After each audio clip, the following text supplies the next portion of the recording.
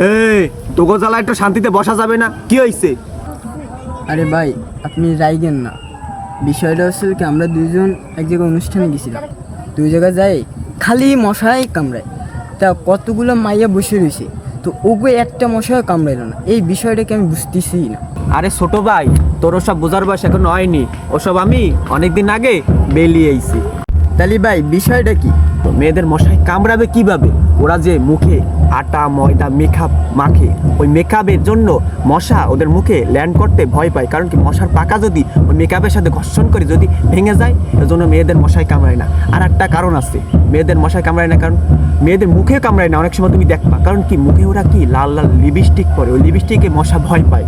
কারণ কি, ওটা যদি মশাই খায় তাহলে মশা তো হতে পারে। ওটা মশা বিজ্ঞানীরা তাদের শিখাইছে। আর একটা মূল বিষয়, মেয়েদের মুখে হাফ ইঞ্চি মেকআপ থাকে, ওজন্য মশা মেয়েদের মুখে ল্যান্ড করে না আর এবং কামড়ায় না ওদের।